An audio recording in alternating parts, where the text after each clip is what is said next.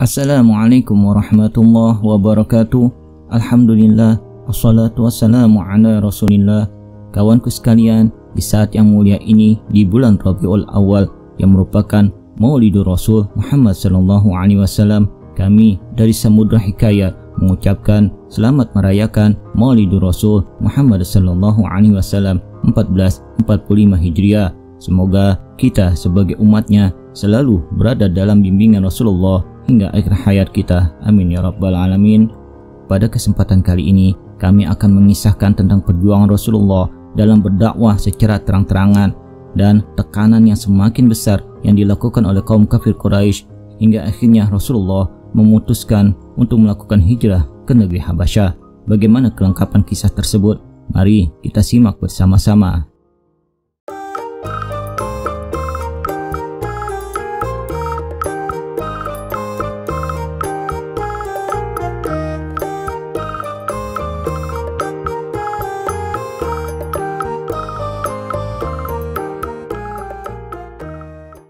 Memasuki pertengahan atau akhir tahun keempat dari kenabian, berbagai tekanan terus dilakukan oleh orang-orang kafir Quraisy terhadap kaum muslimin.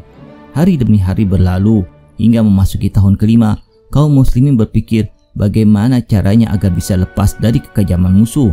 Dalam keadaan sulit seperti ini, turunlah surat Az-Zumar yang memberi isyarat untuk mengambil jalan hijrah, yang artinya, katakanlah, hai hamba-hambaku yang beriman, bertakwalah kepada Tuhanmu. Orang-orang yang berbuat baik di dunia ini memperoleh kebaikan, dan bumi Allah itu adalah luas. Sesungguhnya hanya orang-orang yang bersabarlah yang dicukupkan pahala mereka tanpa batas.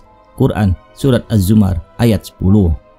Setelah turun perintah hijrah, terbesit dalam pikiran Rasulullah tentang sosok raja bernama Asyamah An-Najasyi, seorang raja Habasyah yang terkenal adil dan bijaksana.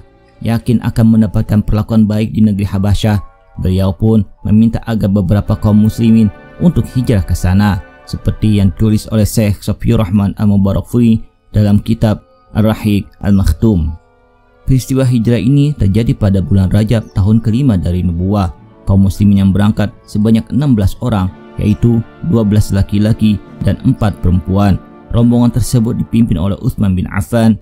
Istri beliau yang merupakan putri Rasulullah, Ruqayyah, juga ikut serta dalam rombongan. Tentang Utsman dan Ruqayyah saat itu, Rasulullah bersabda, yang artinya mereka berdua adalah penduduk Baitul Haram pertama yang hijrah di jalan Allah setelah Ibrahim dan Lut. Untuk menghindari kecurigaan dari orang-orang Quraisy, rombongan hijrah pergi ke Habasyah pada malam hari dengan sembunyi-sembunyi. Perjalanan ke Habasyah harus menyeberangi laut. Beruntung ketika hendak menyeberang, di pelabuhan Syaibah ada 2 kapal tujuan Habasyah. Mereka pun menggunakan moda transportasi tersebut. Gerakan kaum muslimin terendus oleh orang-orang kafir Quraisy. Namun saat mereka tiba di pantai, rombongan kapal yang dinaiki kaum muslimin telah berangkat.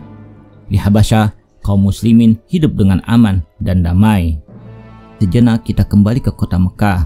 Pada bulan Ramadan di tahun yang sama, Rasulullah Shallallahu Alaihi Wasallam keluar dari Masjidil Haram yang saat itu para pembesar Quraisy sedang berkumpul di sana.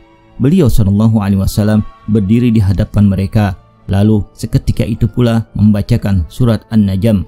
Orang-orang kafir Quraisy tidak pernah mendengarkan ayat-ayat Allah Subhanahu wa taala tersebut sebelumnya. Hal ini turut dijelaskan dalam firman Allah yang berbunyi, artinya orang-orang yang kafir berkata, "Janganlah kamu mendengarkan bacaan Al-Qur'an ini dan buatlah kegaduhan terhadapnya agar kamu dapat mengalahkan mereka." Quran Surat Fussilat ayat 26.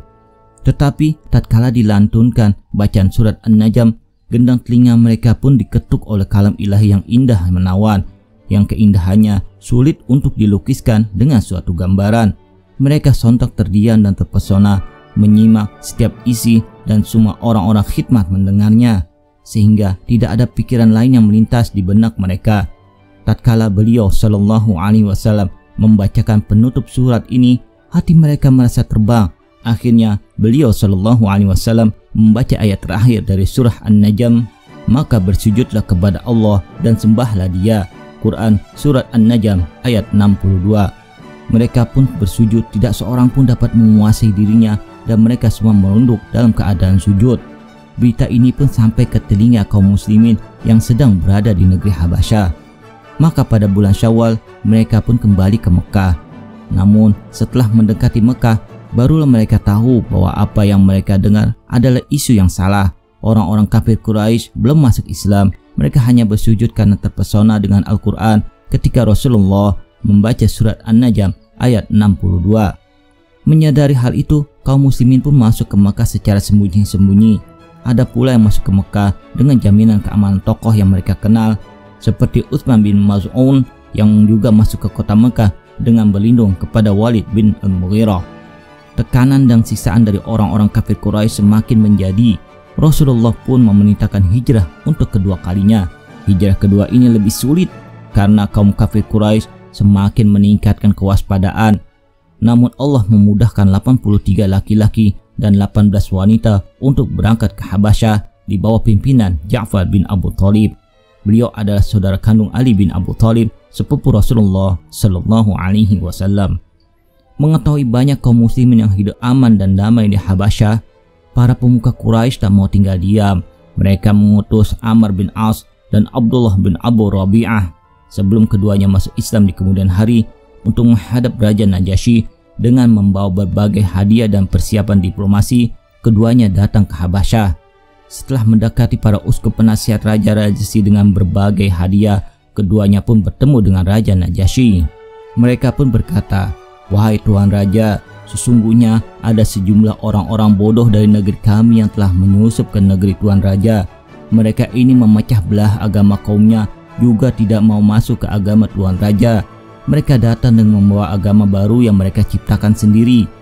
Amr bin As sejak masa jahiliyah memang pandai beretorika.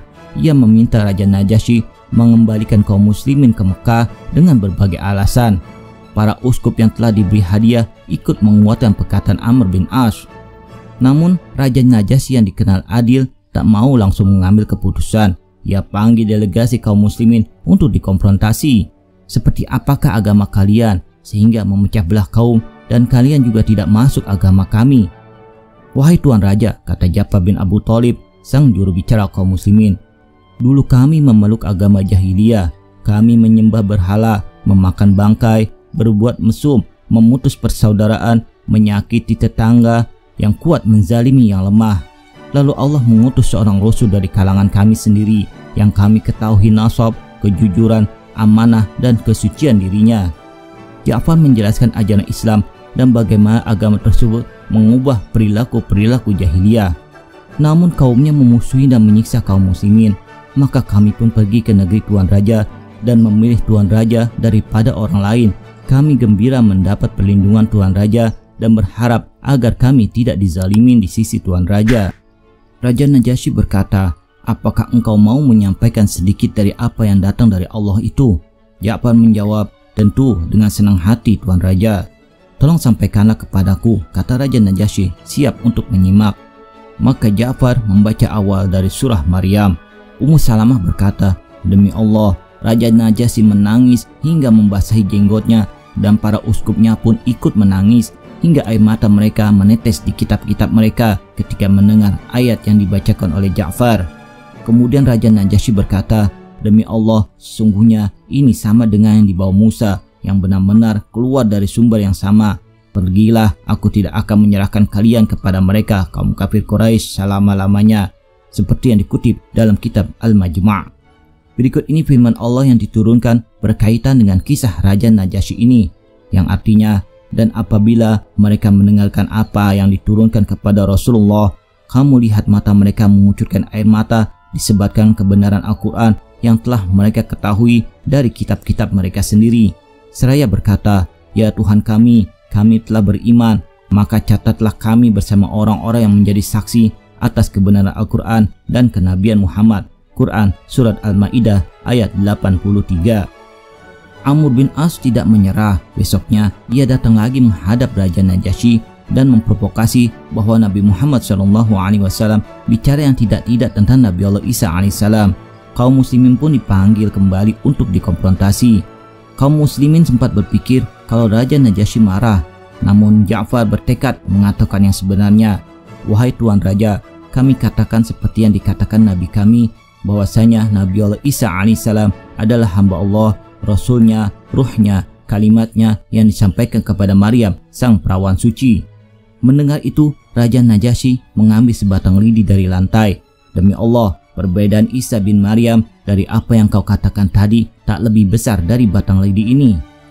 Amr bin As dan rombongan pun pulang ke Mekah dengan tangan hampa.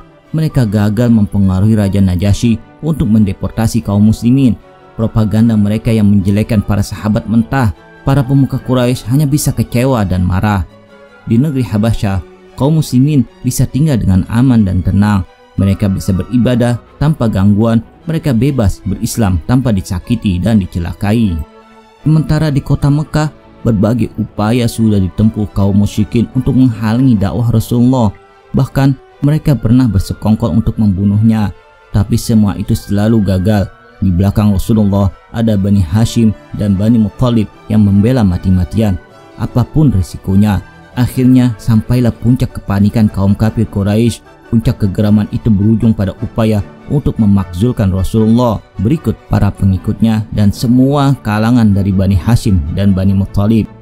Orang-orang kafir Quraisy membuat kebijakan sepihak agar para pembela Rasulullah dirugikan. Setidaknya ada 4 poin yang tertera dalam piagam pemboikotan tersebut. Pertama, tidak boleh menikah dengan salah satu dari mereka dan tidak boleh pula menikahkan dengan mereka. Kedua, tidak boleh menjual dan membeli apapun dari mereka. Ketiga, tidak menerima perdamaian dari mereka. Keempat, tidak diperbolehkan merasa kasihan kepada mereka sampai mereka mau menyerahkan Muhammad. Piagam tersebut kemudian digantung di dalam Ka'bah. Pemboikotan terhadap Nabi berlangsung selama 3 tahun. Riwayat lain menyebut 2 tahun. Bani Hashim dan Bani Muttalib, baik yang sudah beriman atau yang masih kafir, tetap bersikukuh untuk membela Rasulullah. Mereka pun terisolasi di celah bukit milik Abu Thalib atau yang dikenal dengan nama Syi'ib Abu Thalib pada malam pertama bulan Muharram tahun 1617 Masehi atau tahun ke-7 kenabian. Ada pula yang menyebutkan selain tanggal tersebut, seperti yang ditulis oleh Syekh Sofiur Rahman Al-Mubarakfuri dalam kitab Ar-Rahiq Al-Makhtum. Orang-orang yang sudah beriman dikucilkan di bukit itu lantaran keyakinan mereka anut. Sementara mereka yang belum beriman dan tetap mendapat pengucilan karena dianggap melindungi Rasulullah. Artinya seluruh anggota Bani Hashim dan Bani Muttalib diboikot, kecuali hanya satu orang, yaitu Abu Lahab. Pemboikotan itu berlangsung selama 3 tahun, dari bulan Muharram tahun ke-7 kenabian sampai dengan bulan Muharram tahun ke-10 dari kenabian. Selama 3 tahun itu, Bani Hashim dan Bani Muttalib sangat menderita. Tidak ada makanan yang bisa mereka makan, bahkan sampai mereka terpaksa memakan dedaunan dan kulit-kulit. Tidak hanya itu, jeritan kaum wanita dan bayi-bayi menyerang di balik kelaparan yang mencekam. Setiap ada sahabat Rasulullah datang untuk membeli makanan dari kafilah yang datang ke Mekah, Abu Lahab berseru kepada kafilah tersebut agar melipat gandakan harganya, sehingga sahabat tadi tidak mampu membelinya. Wahai pedagang, naikkan harga kalian untuk para sahabat Muhammad, supaya mereka tidak dapat membeli apapun, seru Abu Lahab, seperti yang ditulis oleh Syekh Al-Buti dalam kitab Fiqhus Sirah. Peristiwa pemboikotan terhadap kaum muslimin terjadi pada masa istri Nabi Sayyidah Khadijah dan paman Nabi Abu Thalib masih hidup. Keduanya dikenal sebagai pelindung Nabi dari gangguan kaum kafir Quraisy, juga ikut terboikot dan tidak dapat berbuat banyak. Meski demikian, Sayyidah Khadijah memiliki peran penting selama masa pemboikotan. Sayyidah Khadijah telah terdidik dalam keluarga yang terhormat dan serba kecukupan. Keluarganya, Bani Asad, mengetahui kalau rasa lapar akibat pemboikotan kaum kafir Quraisy akan menyakiti Sayyidah Khadijah. Oleh karena itu, mereka berinisiatif mengirimkan sejumlah makanan dan barang-barang yang dibutuhkan lainnya untuk Sayyidah Khadijah. Barang-barang tersebut dikirim seorang budak dengan menggunakan unta pada malam hari ketika kaum kafir Quraisy sudah terlelap.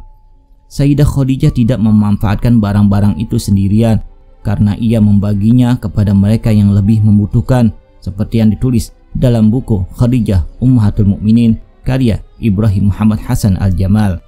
Sayyidah Khadijah meski tidak secara langsung juga berperan penting dalam peristiwa penyobekan kertas piagam pemboikotan, karena dia pula paku pertama dalam penghancuran piagam pemboikotan diletakkan. Ketika itu, saudara laki-laki Sayyidah Khadijah, Hakim bin Hizam, beserta seorang budak membawa gandum untuk diberikan kepada Sayyidah Khadijah. Di tengah jalan, dia dihadang Abu Jahal. Setelah terjadi ketegangan di antara keduanya, hakim dibiarkan pergi dengan membawa makanan untuk Sayyidah Khadijah. Abu Bakhtari bin Hisham yang saat itu juga ada di lokasi kemudian mengambil tongkat pemukul unta dan memukulkannya kepada Abu Jahal. Setelah Hakim bin Hizam mengirimkan makanan untuk Sayyidah Khadijah dan Abu Jahal dipukul oleh Abu Bakhtari bin Hisham, kemudian banyak orang melakukan hal yang sama, di antaranya Hisham bin Akhi Nadlah. Tidak hanya itu, peristiwa itu juga membuat perempuan-perempuan Quraisy membicarakan hal itu dan mencela mereka yang tidak mengirim makanan untuk Bani Hashim dan Bani Muthalib yang diboikot. Hisham kemudian menggalang kekuatan dengan memprovokasi beberapa orang untuk membatalkan piagam pemboikotan tersebut. Semula dia mendatangi Zuhair bin Umayyah dan ibunya Atikah binti Abdul Muthalib. "Wahai Zuhair, apakah engkau ridha kita memakan makanan, memakai baju, menikahi perempuan, sedangkan para pamanmu seperti yang engkau ketahui tidak boleh menjual atau membeli dari mereka, tidak boleh menikahi ataupun menikahkan seseorang dengan mereka?" kata Hisham. Zuhair menjadi semangat setelah mendengar perkataan Hisham tersebut. Ia kemudian meminta Hisham untuk mencari orang lainnya. Maka Hisham mendatangi Al-Mut'im bin Adi, Abu Bakhtari, dan Zam'ah bin Al-Aswad. Kepada mereka, Hisham mengatakan hal yang sama seperti yang disampaikan kepada Zuhair. Mereka menerima ajakan Hisham untuk membatalkan pemboikotan terhadap Nabi dan keluarga besarnya. Pada malam hari, mereka berkumpul di puncak Gunung Hajun untuk bermusyawarah. Hasilnya, mereka siap melakukan apapun untuk membatalkan pemboikotan tersebut. Keesokan harinya, Zuhair yang memakai baju terbaiknya melaksanakan tawaf di Ka'bah. Di hadapan banyak orang, ia memprovokasi penduduk Mekah perihal kondisi Nabi Muhammad dan keluarga besarnya yang begitu menderita. Ia juga mengancam akan terus melawan sampai kertas pemboikotan yang menempel di dinding Ka'bah disobek. Abu Jahal yang ketika itu berada di Baitullah menyatakan tidak akan menuruti permintaan Zuhair. Namun ucapan Abu Jahal langsung ditimpali Zam'ah, Abu Bakhtari, Hisham, dan Mut'im. Mereka menegaskan tidak setuju dan tidak reda ketika isi perjanjian pemboikotan itu ditulis. Sejenak kita menuju ke Syaim Abu Thalib, tempat di mana kaum muslimin tinggal selama diboikot kaum kafir Quraisy. Di waktu yang bersamaan, Allah Subhanahu wa taala telah mengutus pasukan rayap untuk memakan lembar perjanjian yang digantung di Ka'bah, seperti yang ditulis oleh Syekh Al-Buti dalam kitab Fiqh Sirah. Allah memberitahu kepada Rasulullah bahwa kini lembaran berisi perjanjian itu telah dimakan rayap. Akhirnya Rasulullah memberitahukan kabar itu kepada pamannya Abu Thalib. Lantas Abu Thalib menghampiri orang kafir Quraisy dan menyampaikan apa yang baru saja beliau dengar dari ponakannya. Abu Thalib kemudian menuntut mereka untuk membukanya. Singkat cerita, orang-orang kafir Quraisy menyetujui permintaan Abu Thalib. Mereka menurunkan lembaran yang berisi pemboikotan dari Ka'bah dan perlahan membuka lembaran yang masih tergulung itu. Semua mata tertuju. Benar saja, setelah dibuka, lembaran itu telah rusak dimakan rayap dan hanya menyisakan lafaz Allah. Namun orang Quraisy mengelak dan menganggap itu hanya sihir Muhammad saja. Kekufuran mereka semakin menjadi, seperti yang tulis Syekh Al-Buti dalam kitab Fiqh Sirah. Kemudian Mut'im bin Adi langsung menuju kertas perjanjian pemboikotan untuk menyobeknya. Berikutnya, kelima tokoh tersebut, Zuhair bin Umayyah, Zam'ah bin Al-Aswad, Abu Bakhtari bin Hisham, Hisham bin Akhi Nadlah, dan Mut'im bin Adi menemui Bani Hashim, Bani Muthalib, dan orang-orang yang diboikot di Syaib Abu Thalib untuk memberitahu telah berakhirnya masa pemboikotan kaum kafir Quraisy. Nabi Muhammad SAW beserta Sayyidah Khadijah radhiyallahu anha yang saat itu sedang sakit dan keluarga besar Bani Hashim, Bani Muthalib kemudian keluar dari Syaib Abu Thalib menuju ke rumahnya masing-masing untuk memulai kehidupan yang baru. Wallahu a'lam bishawab. Demikian kisah yang dapat kami sampaikan, semoga bermanfaat. Mohon maaf apabila ada kesalahan. Terima kasih telah menonton. Assalamualaikum.